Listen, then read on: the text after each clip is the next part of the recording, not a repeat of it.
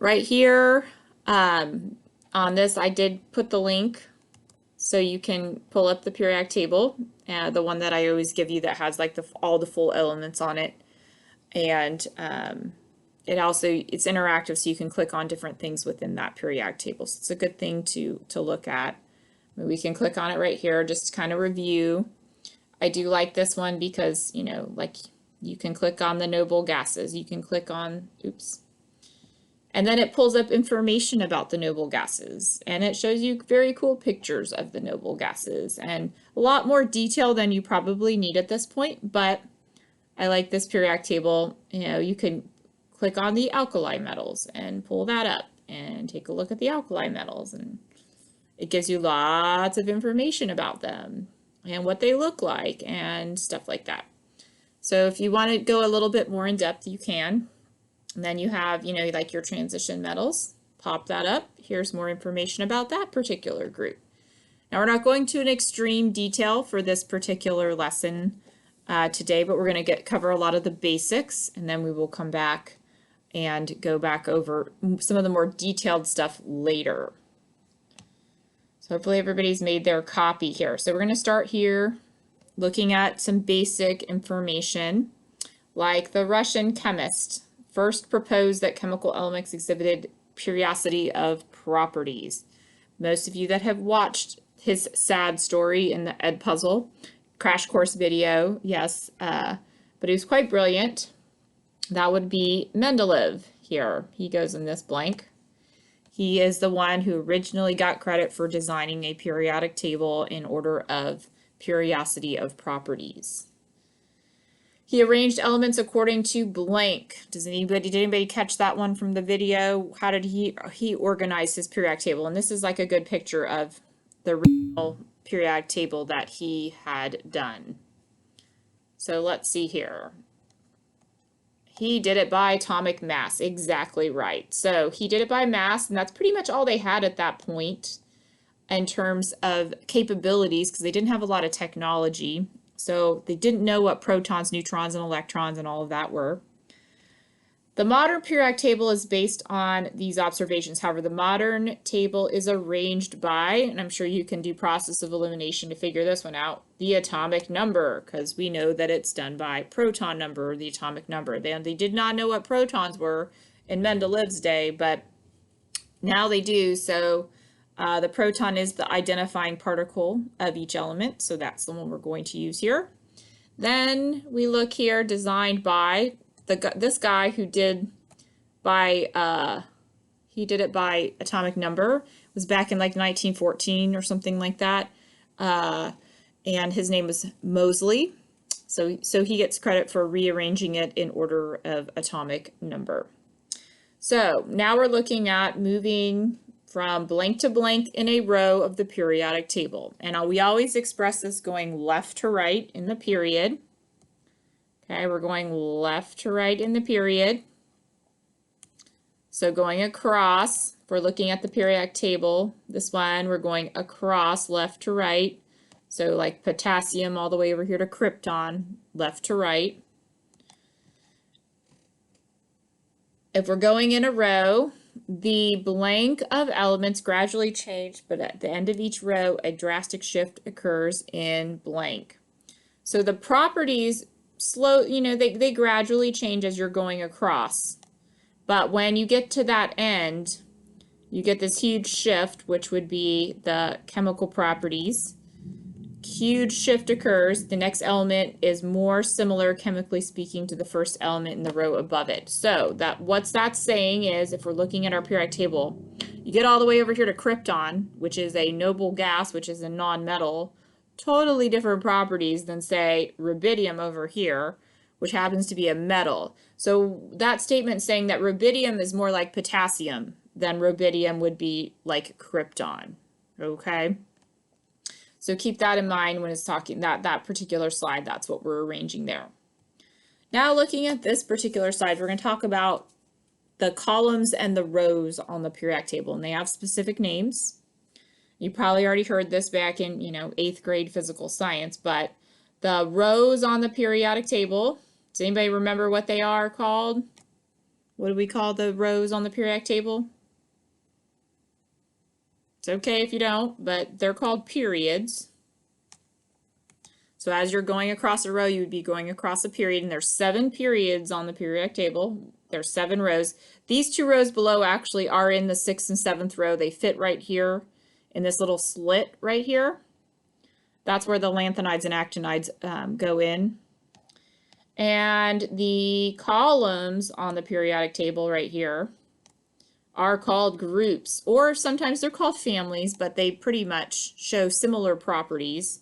So we would give them this. They have similar chemical and physical properties. That's why they're grouped the way that they are. And that's kind of why Mendeleev was sort of a genius. Not only was he arranging them by mass, but he was also putting them in these columns because they had similar properties. And he could predict, like he left spaces open on the periodic table knowing that those elements had not been discovered yet because those properties, the ones that fit those descriptions, did not exist yet in nature. Or, well, they existed in nature, they just weren't discovered yet, I guess would be a better way to say that. There are 7 periods because there's 7 rows on the periodic table, and there are 18 groups. Now there's 2 numbering systems we use for the groups. There's the 1 through 18. So hydrogen group, or this alkali metal group, that's group 1, all the way over here to the last tall column, which happens to be the noble gases, that's group 18. Now, because the transition metals here in the middle and the inner transitions, which are the lanthanide and actinides, they behave a whole lot differently than our elements in our tall columns. We sometimes skip those groups and not really pay as much attention to them. So we label the tall columns group 1A, 2A, 3A, 4A, all the way over here to 8A. Because really, for the most part, we pay attention to a lot of those elements because they're, stuff that we use in our everyday life that behave in a pretty predictable fashion. The ones here in the transition metals, they also have certain properties of what you would think of as metals, like the conducting electricity, being the structural metals and things that you see around your house, like, stuff is alloys of bronze and, or they're made of alloys, which are of different elements, those mixtures, and can be structural metals that we use in our everyday life would be from the transition section. Now these guys down here, they don't have a whole, the bottom row is completely radioactive. And the top row, like I said, these elements aren't something prevalent or something, abundant in your everyday life type elements. So for practice here, looking at this slide here, I want you to take a moment and align yourself to figuring out the periods and the groups, going by the ones labeled here on the periodic table. I'm going to give you like a minute to go ahead and move your little cute animal emojis over, and then we'll check our answers. Okay, so hopefully you've done this. Go down here to period 4, go over to group 15. So that is going to make us land on arsenic there. Period 3, third row, group 2, that's magnesium right here. Period 1, okay, so period 1 only has the 2 elements in it, hydrogen and helium. It's a very short, small little period, and that's going to be group 18 would be helium. Period 2, group 13, so second row, group 13, that's going to be boron right there.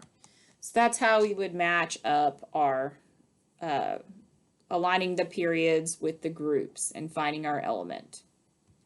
Now let's talk about the different groups. Let's take a look here. The alkali metals, they're a very important reactive group. I'm sure that you've heard of them.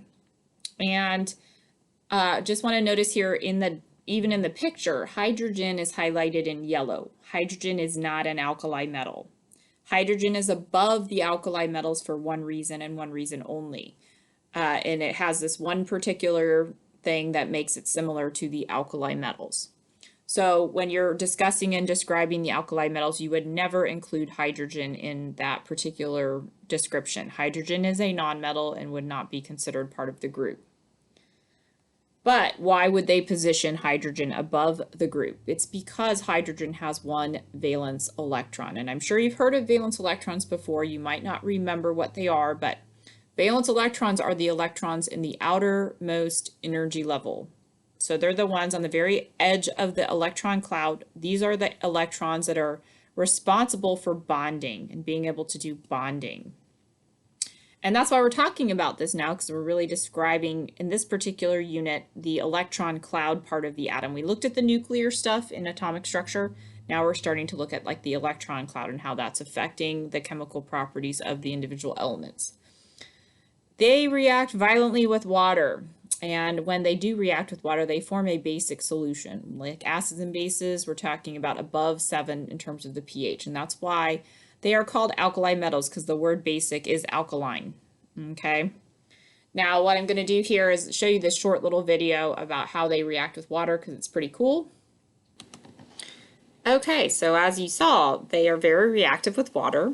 And as it went down the group, it got more vigorous, and the like I said, it's an exothermic reaction, so it gives off heat, and then that when you get further down the group where they're more reactive, that can ignite the hydrogen, and that's why you saw those flashes of the burning. And of course the cesium basically blew up the dish because it was so reactive with water. But that's one key thing. It's very reactive in general, like I said, doesn't really exist in nature. It combines with other things because it's so reactive, and so in order to keep like pure sodium, you have to put it under oil, something that it won't react with. It will react with water, it will react with air. Alkali metals, the most reactive metals on the table. Let's take a look at the alkaline earth metals. This is group 2 or 2A, the second tall column on the periodic table. And here it starts with beryllium, magnesium, calcium, then strontium, barium, and then of course radioactive down there in the radon. But they form basic solution as well when they're added to water, and they do react with water, but it's just not as vigorous or as, flashy as, say, the alkali metals. One significant thing to note about the group, in their outer valence shell of their cloud, they have 2 valence electrons. So that's how they're going to do their bonding. They're not as reactive. The next notable group that we're going to look at are the halogens. Now the halogens are group 17. They're over to the right. They're next to the noble gases. Fluorine, chlorine, bromine, iodine are the main ones. Now At is not very abundant in nature, and sometimes it's considered a metalloid, sometimes it's considered a non-metal. It just depends on the source. It doesn't exist in nature enough to really have enough of it to study to really figure these things out. But group 17 or 7A, because it's the 7th tall column. Fluorine is the most reactive halogen. Out of all of the nonmetals, it's the most reactive nonmetal on the table. And they have 7 valence electrons in their outer energy level. Now, as you can see, the 7 valence electrons, that's kind of the same as the 7A number of the tall column. So if you go by the A system, you match the number with the column, and it will tell you the valence electrons. So if you're numbering the tall columns of the periodic table 1 through 8, they usually match up with that valence electron number, the ones in the outer energy level. The noble gases, of course, are the pretty ones that light up, inside the gas tubes. Group 18 or 8A. Now, all of them have 8 valence electrons except for helium. Helium is an exception here, and it's a notable exception, so you need to. Problem with chemistry is there's always some exceptions to the general rule, so keep that in mind. Helium has 2 valence electrons, and that's why hydrogen has to match helium in order to be stable, whereas all the other elements, most of the other elements typically need those 8 valence electrons in order to reach a stable configuration. One other key word to note is the word inert.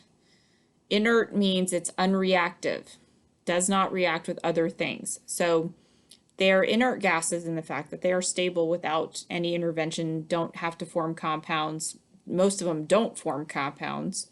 You can maybe make xenon and krypton form some. They're larger, but you have to give them energy in order for them to want to bond with anything. So a couple notable things about the noble gases. The transition metals, those are the blue ones highlighted here in the table. They're not the tall columns. So when I talk about the tall columns, I'm talking about these guys. We skip 3 through 12, and then this would be 3A, 4A, 5A, 6A, 7A, 8A. The guys in the transition section mostly have 2 valence electrons for the most part. We call them multiple oxidation metals. They're a little tricky because they can form more than one charge. Whereas usually one group forms a particular charge based off of its valence electrons. These guys, because they have, you know, a different configuration to them in the center there, and we'll talk about why their electrons do what they do later on, but they have the ability to form more than one oxidation state or one charge. Like here we see Fe plus 2, Fe plus 3. Fe plus 2 loses two electrons, whereas Fe plus 3 loses 3. A lot of these metals in here have the ability to lose multiple different amounts of electrons. The inner transition metals, the ones down here in green, are the 2 rows that go below the table that we insert and make it very wide. If you watch the Ed puzzle, the periodic table would be typically pretty wide, but they take those 2 rows out because of they want to make sure it can fit on a piece of paper, basically, is my interpretation of that. So this is known as the F block, but we'll get to what the F block means later. The first period is the actinide series, or I'm sorry, the second period is the actinide series, the bottom row here, and those ones are all radioactive. Representative elements are all the tall columns except for the noble gases. So group 1A through 7A, skip the transition metals. Those tall columns are called representative elements because they have some variation in the way that their properties look. They don't include the transition metal, do not include the inner transition metals or the noble gases in order to be classified as representative. Here is a diagram of what I'm talking about. So the ones that are all in gray on here are the ones that are considered representative elements. Like I said, here you can see the 1A, 2A, 3A, all the way to 8A here. And that's helpful in remembering the valence electrons following the A system. The transition elements or metals and then the lanthanide actinide series, of course, are of kind of a different little nature there. Now, we have a few minutes. I want you to go ahead and take these and match them up to their correct group. So like here for the alkali metals, I can take this one over and I can turn it like so and stick it here, and that's going to be, you know, this whole group right here is going to be my alkali metals, and I can color code it so I know. Now, of course, I'm leaving off hydrogen. I'm not going to have hydrogen there because hydrogen is not a metal, so it's not a metal. The only reason why hydrogen is there is because they have one valence electron. So the alkaline earth metals, you drag it over. Oops, I made that way too big. Okay, never mind. Let me rotate it first. Then I can move it over here and fix it to my column. The alkaline earth metals, group 2. And you do have to know the name by the group. But this is a nice color coding system to help you. Transition metals, yay. Okay, that's this big section right here. I'm just going to position it here, and then I'm going to expand it over the transition section, like right here. And our halogens, I'm going to rotate it first, like so. Fluorine, chlorine, bromine, iodine, very familiar ones. Here, that's going to be my halogens. And last but not least, the noble gases. And these ones are the ones that are going to have their identifiable names by the group, like so. This one goes up through helium because helium is a noble gas. So go ahead and take a moment to label yours. Make sure that you have them identified.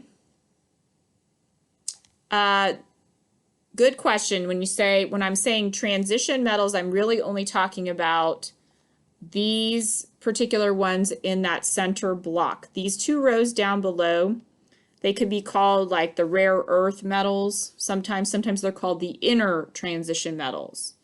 Most of the time we just call them the actinide and lanthanide series. We don't use a lot of these elements down below here. I mean, we talked about some of these ones down here that are in nuclear because they are radioactive and they, you know, undergo decay and they have half-lives and they produce radiation and they're kind of dangerous. So we don't call them transition metals. Only these guys. These are the transition metals are like iron and nickel and silver and gold. The ones that when you hear that name, you're like, oh, that's definitely a metal. Those are going to be what we call the transition metals. But that's a really good question. See, like here's platinum, here's zirconium, Manganese, chromium, these are all kind of tungsten ones that you've heard that are metals. No, they should not be green because they're not transition metals. They are either inner transition metals or they would be called rare earth metals. But we would not label them green because they are not. The transition metal is specific to only these elements right here. Now, going over here, drag and drop the words to identify each family and which one each belongs to. So that's pretty easy here. Group, or period 4, group 17. So I go here. Oh, that looks like I have bromine here. What would I call bromine? Which one of these groups would bromine be in? Period 4, 17, that's a halogen. So yes, so I'm going to take this over here and label bromine the halogen right there. Period 3, group 2, that's magnesium.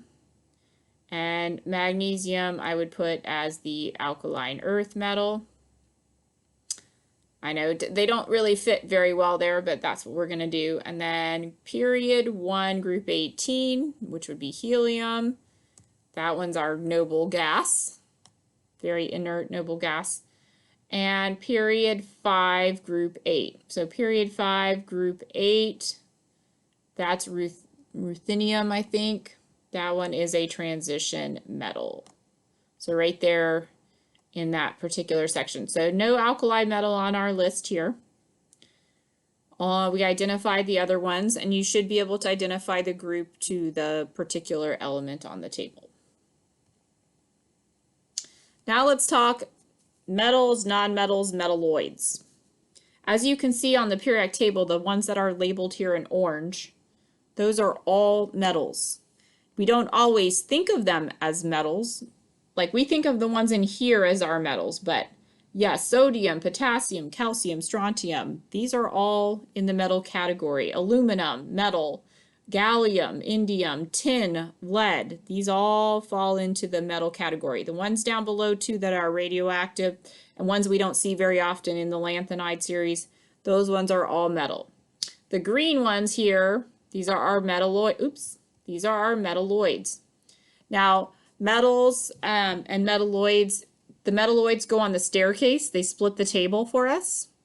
And it's kind of a normal natural trend because over here on the right in the yellow are the nonmetals. So metals, metalloids, nonmetals. If we look at their properties, you would see that the metals, okay, the metalloids have properties of both metals and nonmetals. So that's why they are the natural barrier between the two separate sections.